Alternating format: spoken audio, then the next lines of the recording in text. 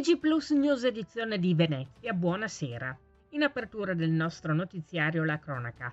Oggi presso la sede della Direzione Lavoro della Regione Veneto, alla presenza dei 3 commissari, dei segretari generali della FIM Cisola Venezia, della FIOM CGL Venezia e della RSU di Speedline di Santa Maria di Sala, è stato sottoscritto l'accordo sulla Cassa Integrazione Guadagni Straordinaria, la CIGS, per l'azienda di Cerchi in Lega. Questo potrà finalmente dare luogo all'avvio del procedimento INPS per il pagamento del trattamento economico, comprensivo di tutti gli arretrati dovuti a partire dal 19 ottobre 2024.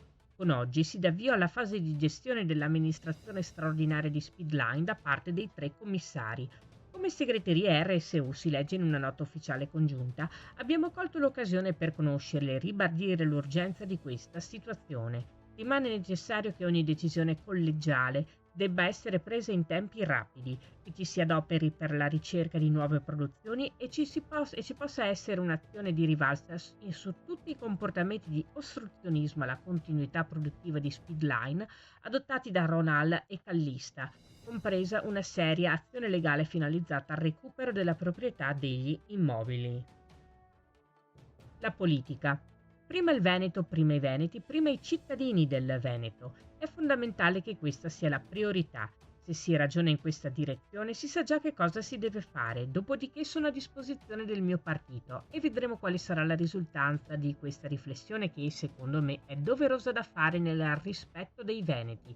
Soluzioni calate dall'alto di certo non verrebbero accettate. Così il presidente della regione del Veneto, Luca Zaia, interpellato in un punto stampa a Palazzo Balbi sulle prossime elezioni regionali e sul paventato terzo mandato.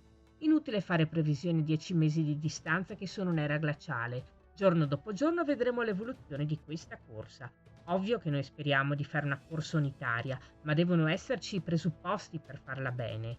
I veneti chiedono la mia ricandidatura e la chiedono in maniera trasversale. Abbiamo in piedi una sentenza della Corte Costituzionale sul tema Campania. Cercheremo di capire anche che cosa vuole fare il governo. Ancora cronaca. Verso le ore 13 di oggi è scoppiato un incendio in Viale San Marco a Mestre, precisamente in Corte San Teodoro, che ha interessato un garage pieno di vecchi oggetti. A causa del fumo inalato, una donna è rimasta intossicata ed è stata soccorsa dal SUEM 118. Sul posto sono prontamente intervenuti i vigili del fuoco con 2 autopompa a serbatoio e un'autobotte per domare le fiamme. Spetterà ora a Polizia Locale e NIAT dei Vigili del Fuoco indagare per ricostruire l'esatta dinamica dei fatti.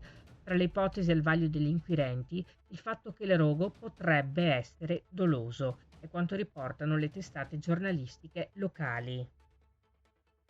Cambiamo decisamente argomento. Lunedì 20 gennaio, a partire dalle 9:30 a Cave Indramin Calergi, si terrà il convegno Marco Polo 700, un anno di celebrazioni, un'occasione per presentare alla cittadinanza i progetti che in questi mesi hanno raccontato la storia del famoso mercante veneziano. A illustrare il lavoro svolto ci sarà il sindaco di Venezia, Luigi Brugnaro, insieme a diversi rappresentanti istituzionali delle realtà del territorio che durante il 2024 hanno arricchito il calendario delle celebrazioni che continueranno per tutto il triennio.